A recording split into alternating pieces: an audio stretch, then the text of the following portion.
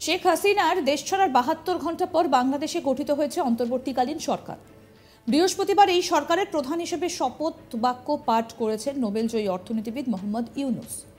তার মন্ত্রিসভায় আজ দফতর বন্টন হয়েছে, আর তাতে দেখা যাচ্ছে দেশের সবথেকে গুরুত্বপূর্ণ যত মন্ত্রক আছে তার সবই নিজের হাতে রেখেছেন মোহাম্মদ ইউনূস। মানে কাউকে কোনো দায়িত্ব ছাড়তে নারাজ। আর কতগুলো দায়িত্ব নিজের কাছে রেখেছেন জানেন? মোট ২৭টি মন্ত্রকের দায়িত্ব একাই নিজের কাঁধে নিয়েছেন তিনি। মানে ভাবতে পারছেন দেশের যিনি প্রধান তিনি একাই কিনা ২৭টি গুরুত্বপূর্ণ মন্ত্রক সামলাবেন। ভাবা যায়? গোটা বিশ্বে এই ধরনের ঘটনা একেবারে নজিরবিহীন। আর তাতেই প্রশ্ন উঠেছে, তাহলে তিনি দেশ সামলাবেন নাকি মন্ত্রকের কাজ নিয়ে পড়ে থাকবেন? আর তিনি যদি সবকিছু সামলান তাহলে বাকিরা কি করবেন? বৈষম্য বিরোধী ছাত্র আন্দোলনের জেরে প্রধানমন্ত্রীর পদ থেকে ইস্তফা দিতে বাধ্য হয়েছেন শেখ হাসিনা। বাংলাদেশ ছেড়ে আপাতত ভারতে আশ্রয় নিলেও অন্য দেশে রাজনৈতিক আশ্রয়ের খোঁজ করছেন তিনি। এই পরিস্থিতিতে অন্তর্বর্তী সরকার শপথ নিয়েছে বাংলাদেশে। এই সরকারের মাথায় বসেছেন নোবেলজয়ী অর্থনীতিবিদ ডক্টর মোহাম্মদ ইউনূস। অন্তর্বর্তী সরকার গঠনের পরেই দেশবাসীর উদ্দেশ্যে ভাষণ দেন ইউনূস।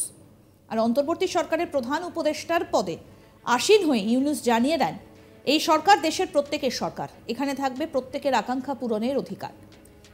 অরাজকতার বিষ বাষ্প যে ছড়াবে, বিজয়ী ছাত্র জনতা সহ মুক্ত মানুষের আইন শৃঙ্খলা বাহিনী পূর্ণ শক্তি তাকে ব্যর্থ করে দেবে।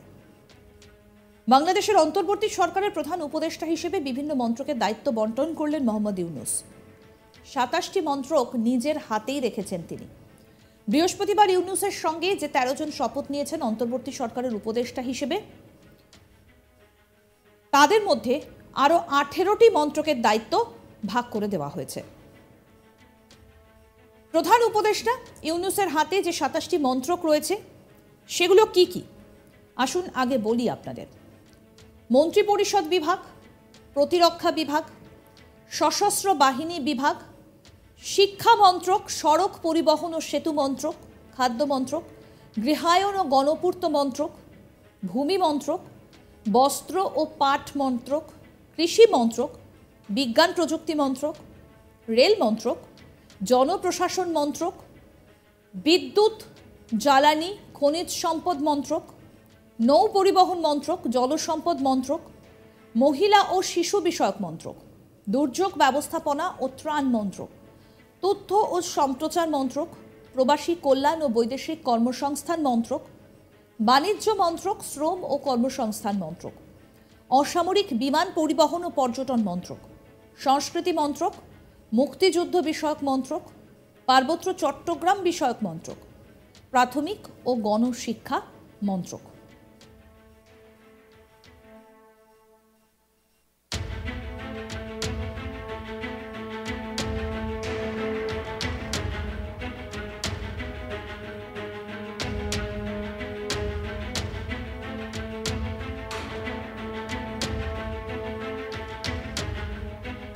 অন্যদিকে অর্থমন্ত্রকের দায়িত্ব পেয়েছেন বাংলাদেশ ব্যাংকের প্রাক্তন গভর্নর সালেউদ্দিন আহমেদ। প্রাক্তন নির্বাচন কমিশনার তথা brigadier general M Sakhawat Hossain পেয়েছেন স্বরাষ্ট্র মন্ত্রক। প্রাক্তন বিদেশ সচিব তৌহিদ হোসেনকে দেওয়া হয়েছে বিদেশ মন্ত্রকের দায়িত্ব।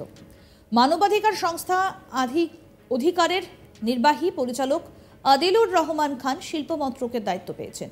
আইন মন্ত্রক এবং বিচার ও সংসদ বিষয়ক মন্ত্রক পেলেন ঢাকা বিশ্ববিদ্যালয়ের আইন বিভাগের অধ্যাপক আসিফ নজরুল। নাহিদের হাতে 2টি মন্ত্রকের দায়িত্ব, ডাক মন্ত্রক এবং টেলিযোগাযোগ ও তথ্য প্রযুক্তি মন্ত্রক। আর সজীব ভুইয়া যুব ও ক্রীড়া মন্ত্রকের দায়িত্ব দেওয়া হয়েছে তাকে।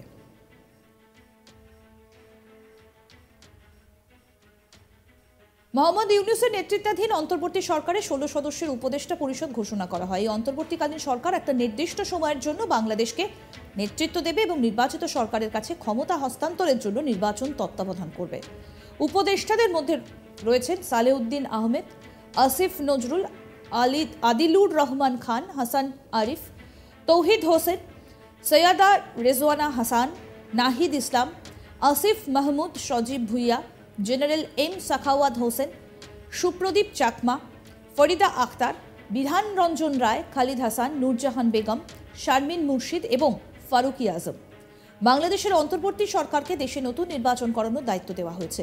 84 বছরের ইউনূস অন্তর্বর্তী সরকারের প্রধান হিসেবে ছাত্র আন্দোলনকারীদের সমর্থন পেয়েছেন। বৃহস্পতিবার প্যারিস থেকে ঢাকায় ফেরেন তিনি। বিমানবন্দরে সাংবাদিকদের তিনি বলেন, আমাদের শিক্ষার্থীরা যে পথ দেখাবে আমরা সেই পথ ধরেই এগিয়ে যাব।